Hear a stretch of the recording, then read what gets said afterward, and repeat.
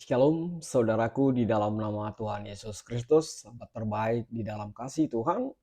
Bertemu lagi dengan saya, Pendeta Novel Saragi. Firman Tuhan yang menyapa kita pada saat ini tertulis dalam Roma pasal yang keempat, ayatnya yang pertama sampai ayat yang kelima, dan ayat yang ke-13 sampai ayatnya yang ke-17. Namun ada baiknya kita bersatu dulu di dalam doa. Kita berdoa. Bapa di dalam sorga, terima kasih Tuhan buat karya terindah yang selalu kami rasakan hingga saat ini yang bersumber dari Engkau. Tuhan Yesus, satu kerinduan kami mau dengar akan firman-Mu, maka berfirmanlah Engkau Tuhan, sebab kami siap untuk menerimanya. Amin. Shalom saudaraku dalam nama Tuhan Yesus Kristus, sahabat terbaik dalam kasih Yesus. Seperti yang saya sebut tadi bahwa firman Tuhan yang menyapa kita tertulis dalam Roma pasalnya yang keempat, ayat yang pertama sampai ayat yang kelima, dan ayat yang ke-13 sampai ayatnya yang ke-17. Begini firman Tuhan, saya bacakan buat kita semua. Abraham dibenarkan karena iman. Jadi apakah akan kita katakan tentang Abraham, bapa leluhur jasmani kita? Sebab jikalau Abraham dibenarkan karena perbuatannya, maka ia beroleh dasar untuk bermegah, tetapi tidak di hadapan Allah. Sebab apakah dikatakan nats kitab suci? Lalu percayalah Abraham kepada Tuhan, dan Tuhan memperhitungkan hal itu kepadanya sebagai kebenaran. Kalau ada orang yang bekerja, upahnya tidak diperhitungkan sebagai hadiah, tetapi sebagai haknya. Tetapi kalau ada orang yang tidak bekerja, namun percaya kepada Dia yang membenarkan orang durhaka, imannya diperhitungkan menjadi kebenaran. Sebab bukan karena hukum Taurat telah diberikan janji kepada Abraham dan keturunannya bahwa ia akan memiliki dunia, tetapi karena kebenaran berdasarkan iman. Sebab jika mereka yang mengharapkannya dari hukum Taurat menerima bagian yang dijanjikan Allah, maka sia-sialah iman dan batallah janji itu. Karena hukum Taurat membangkitkan murka. Tetapi di mana tidak ada hukum Taurat, di situ tidak ada juga pelanggaran. Karena itulah kebenaran berdasarkan iman supaya merupakan kasih karunia. Sehingga janji itu berlaku bagi semua keturunan Abraham. Bukan hanya bagi mereka yang hidup dari hukum Taurat, tetapi juga bagi mereka yang hidup dari iman Abraham. Sebab Abraham adalah bapa kita semua. Seperti ada tertulis, engkau telah kutetapkan menjadi bapa banyak bangsa. Di hadapan Allah yang kepadanya ia percaya, yaitu Allah yang menghidupkan orang mati dan menjadikan dengan firman-Nya apa yang tidak ada menjadi ada. Demikian firman Tuhan.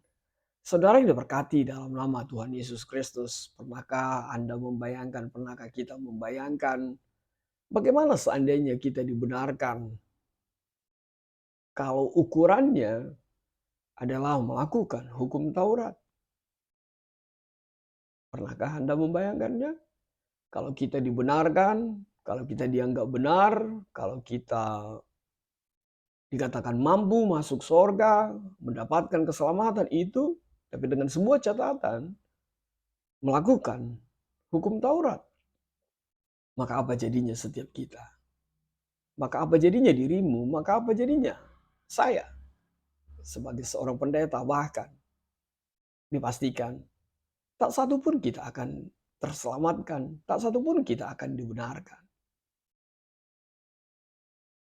Mengerikan? Tentu mengerikan sekali. Tapi lihatlah kebenaran firman Tuhan yang dituliskan oleh Paulus berdasarkan pemahaman yang indah tentang seorang pribadi yang dikatakan bahwa orang percaya itu siapa? Itu Abraham. Kenapa Paulus perlu mengangkat kisah Abraham, perlu mengangkat tokoh Abraham? Karena lagi-lagi Abrahamlah menjadi contoh yang luar biasa untuk sebuah pribadi yang dibenarkan oleh iman kepada Allahnya. Lihatlah apa yang dikatakan oleh ayat yang kedua itu. Sebab jikalau Abraham dibenarkan karena perbuatannya, maka ia beroleh dasar untuk bermegah. tetapi tidak di hadapan Allah. Lihat ayat yang ketiga. Sebab apakah dikatakan nats kitab suci? Lalu percayalah Abraham kepada Tuhan dan Tuhan memperhitungkan hal itu kepadanya sebagai kebenaran. Sekali lagi, lalu percayalah Abraham dan Tuhan memperhitungkan hal itu kepadanya sebagai kebenaran. Artinya apa? Firman Tuhan tidak menuliskan, firman Tuhan tidak menyebutkan. Lalu Abraham melakukan hukum Taurat itu, lalu Tuhan menganggap itu sebagai sebuah kebenaran. Tapi firman Tuhan mengatakan, mengutip dan menuliskan, lalu percayalah Abraham dan Tuhan memperhitungkan hal itu kepadanya sebagai sebuah kebenaran. Artinya apa? Abraham dibenarkan bukan karena melakukan hukum Taurat. Saudaraku dalam nama Tuhan Yesus Kristus. Mengapa Paulus menuliskan ini? Mengapa Paulus perlu mengangkat tokoh Abraham ini?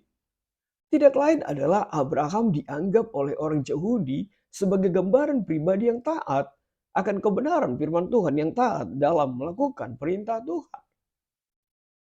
Dan Paulus memakainya menjadi tokoh untuk mengungkapkan kebenaran iman yang sesungguhnya. Itu sebabnya Paulus mengatakan, benar Abraham dibenarkan, tapi lagi-lagi bukan karena melakukan hukum Taurat, bukan karena melakukan sunat. Bukankah Abraham dikatakan bapak orang beriman, bukan bapak orang bersunat? Bukankah Abraham dikatakan bapak orang percaya, bukan bapak orang yang melakukan hukum Taurat? Dan satu hal yang pasti yang harus kita pahami, tidak lain adalah Abraham jauh lebih dulu hadir dibandingkan ketika Musa menerima hukum Taurat itu. Artinya apa? Jelas-jelaslah Abraham dibenarkan bukan karena melakukan hukum Taurat, tapi karena iman percayanya kepada Allah Bapa. Lihatlah bagaimana Abraham dipanggil oleh Tuhan. Dia tidak berbantah-bantah, dia pergi. Bagaimana Abraham diminta Tuhan mengorbankan anaknya. Lihatlah apa yang dilakukan Abraham. Dia mempersembahkannya, walaupun akhirnya tidak jadi. Tapi lihatlah ketaatannya. Lagi-lagi itu mau berbicara tentang, bukan bicara tentang melakukan hukum Taurat, bukan melakukan titah-titah yang dipahami atau yang dianut atau diimani oleh bangsa Yahudi, bangsa Israel ketika itu. Tapi sekali lagi Abraham dibenarkan karena imannya. Maka saudaraku, itu menjadi kuat setiap kita ketika kita memahami apa yang dikatakan oleh tema kita, dibenarkan karena iman percaya. Dan itu menjadi semangat kita, itu menjadi natur orang percaya, itu menjadi kekuatan iman yang seharusnya dimiliki oleh setiap kita. Lagi-lagi seperti pertanyaan saya di awal tadi, kalau sempatlah kita dibenarkan karena melakukan hukum Taurat, maka tak satu pun kita dibenarkan karena melakukannya. Tidak ada manusia yang sanggup untuk melakukan itu. Lalu mungkin pertanyaan sederhana, apakah Taurat itu tidak dibutuhkan? Salah kalau kita memahami itu tidak dibutuhkan. Hukum Taurat itu dibutuhkan. Ada yang mengatakan hukum Taurat itu seperti rambu-rambu lalu lintas, yang menjadi portal, yang menjadi petunjuk bahwa kita melakukan hal yang salah, bahwa kita telah melangkah salah di hadapan Allah Bapa. Lalu ada juga yang mengatakan hukum Taurat itu seperti seorang yang sedang bercermin, bahwa dengan kita bercermin kita melihat siapa diri kita yang seutuhnya. Sebab cermin itu begitu jujur dengan diri kita sendiri. Tapi lihatlah apa yang bisa dilakukan oleh hukum Taurat selain daripada kedua hal itu. Hukum Taurat hanya mampu untuk mengatakan kita bersalah, kita berdosa. Hukum Taurat hanya mampu untuk mengatakan bahwa benar kita sudah salah melangkah. Tapi lihatlah, hukum Taurat tidak punya kekuatan untuk memberikan pembenaran, untuk memberikan kebenaran, bahkan untuk memberikan keselamatan di dalam kehidupan kita. Semua hanya karena anugerah Allah. Semua karena perbuatan Allah di tengah-tengah kehidupan kita yang melayakkan setiap kita untuk dibenarkan di tengah-tengah kehidupan kita. Firman Tuhan menjadi kuat setiap kita. Sebab apa? Dikatakan oleh hukum Taurat, oleh firman Tuhan pada saat ini ayat yang ke-15. Karena hukum Taurat membangkitkan murka, tetapi di mana tidak ada hukum Taurat, Di situ tidak ada juga pelanggaran. Itulah kemampuan hukum Taurat itu. Dia hanya tahu untuk membangkitkan murka. Dia hanya tahu untuk mengejudge kita, menentukan bahwa kita salah dan berdosa di hadapan Allah. Tapi lagi-lagi tidak bisa mendapatkan atau mendatangkan kasih karunia. Seperti apa yang dikatakan oleh ayat yang ke-16 itu. Karena itulah kebenaran berdasarkan iman supaya merupakan kasih karunia. Sehingga janji itu berlaku bagi semua keturunan Abraham, bukan hanya bagi mereka yang hidup dari hukum Taurat, tetapi juga bagi mereka yang hidup dari iman Abraham. Maka saudaraku bersukacitalah, maka bergembiralah, maka tetaplah beriman kepada Allahmu di tengah-tengah perjalanan kehidupanmu. Sebab memang itu yang Tuhan mau terjadi untuk setiap kita. Dan Tuhan mengerti benar siapa kita dengan kelemahan kita. Siapa manusia ini dengan seluruh keberadaan kita. Tak satu pun kita mampu melakukan hukum Taurat itu. Dan itu menjadi sesuatu yang mengkritisi orang Yahudi ketika itu. Yang begitu mengagungkan hukum Taurat. Dan berlomba-lomba melakukan hukum Taurat hanya untuk dibenarkan oleh orang lain. Atau bahkan berlomba-lomba untuk menghakimi orang lain yang tidak melakukan hukum Taurat itu.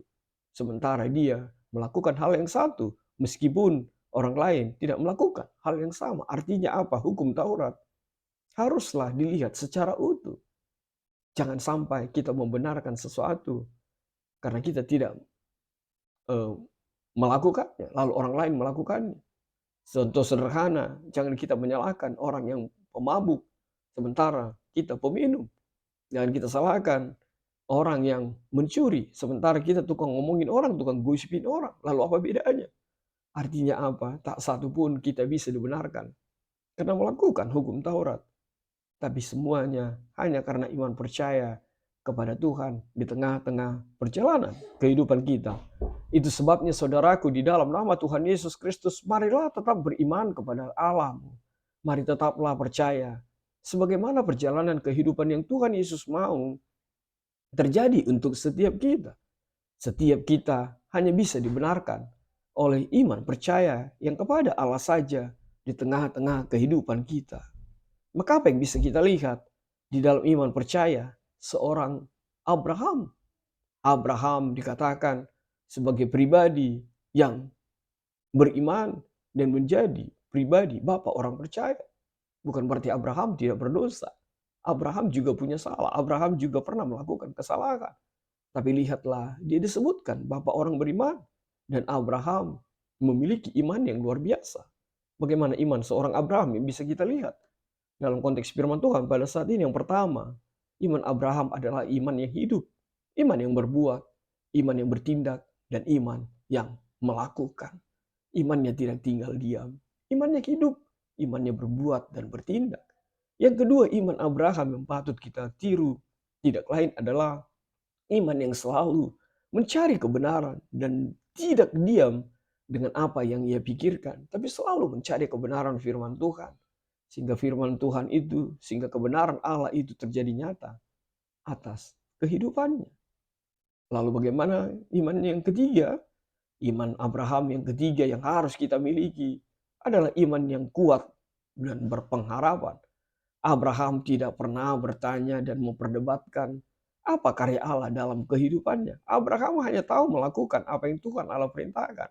Berangkat, Allah bilang berangkat. Persembahkan, Allah bilang, lalu dia mempersembahkan dan dia menjalankannya tanpa debat. No debate, no argue. Yang dia tahu hanya melakukan sebab dia teramat percaya bahwa apa yang diperintahkan Tuhan itu menjadi sesuatu yang terbaik dalam kehidupannya. Lalu apa yang keempat? Iman yang harus kita miliki seperti iman Abraham tidak lain adalah iman yang hanya mengandalkan Tuhan dan apa maunya Tuhan. Bahkan ketika segala sesuatu tidak tersedia dan nyata ada di hadapannya, sebuah iman yang utuh dan percaya akan rancangan dan penyertaan Tuhan itu selalu dihidupinya. Lihatlah ketika dia mempersembahkan anaknya. Tuhan mengatakan bukan itu persembahannya. Tapi di sana ada domba yang lagi terikat, lagi tersangkut. Tuhan menyediakan, Allah menyediakan. Maka tetaplah beriman dengan iman yang mengandalkan Tuhan di tengah-tengah kehidupan kita. Maka saudaraku, apa yang mau dipetik dari refleksi dalam firman Tuhan pada saat ini. Yang pertama sekali, iman itu timbul karena dengar-dengaran akan firman Tuhan. Maka jadilah pribadi yang selalu dengar-dengaran akan firman Tuhan. Maka imanmu akan tetap bertumbuh, berakar, dan akhirnya berbuah. Kalau ini adalah Minggu Inang di GKPS, biarlah setiap inang semakin sering mendengar-dengar kebenaran firman Tuhan. Jangan suka mendengar yang lain saja. Jangan hanya suka dengar TikTok saja. Jangan hanya suka dengar gosip saja. Tapi dengar-dengaranlah akan firman Tuhan. Yang kedua, jadilah perempuan-perempuan yang beriman hanya kepada Tuhan. Jangan beriman, jangan gantungkan dirimu kepada dunia ini dan segala isinya. Jangan beriman kepada uang. Jangan beriman kepada harta benda, perhiasan, atau kecantikanmu. Jangan sampai istilah ada uang abang sayang, gak ada uang abang ku tendang. Tapi berimanlah hanya kepada Tuhan. Yang ketiga, inang adalah pribadi yang sangat dekat dengan pergumulan kehidupan keluarga. Inang itu, ibu itu adalah tiang doa. Bisa dibayangkan bagaimana kalau tiang itu tidak berdiri tegak, atau tiang itu akan hancur atau rubuh, atau tiang itu berlumut, maka dipastikan keluarga itu akan rapuh, maka keluarga itu akan berantakan. Tapi jadilah tetap inang, tiang doa di tengah-tengah keluargamu. Apa yang terakhir? Inang yang beriman, inang yang percaya kepada Tuhan, pasti inang yang mampu melangkah dengan sebuah kepastian. Inang yang mampu memanage keluarga, memanage keuangannya, memanage segala sesuatu yang ada padanya dengan iman kepada Tuhan. Maka semuanya akan tertata dengan baik. Anak-anakmu diberkati, keluargamu diberkati, suamimu menjadi kesukaan bagi Tuhan di dalam kehidupannya. Tuhan memberkatimu. Amin. Kita bersatu dalam doa. Terima kasih Tuhan buat kebenaran firman-Mu. Biarlah firman-Mu menjadi kuat setiap kami. Dan firman-Mu menjadikan kami pribadi yang selalu beriman. Sehingga imanlah yang menjadikan kami dibenarkan di hadapan-Mu. Dalam kasih-Mu Tuhan Yesus, enyahkanlah virus-virus ini. Amin.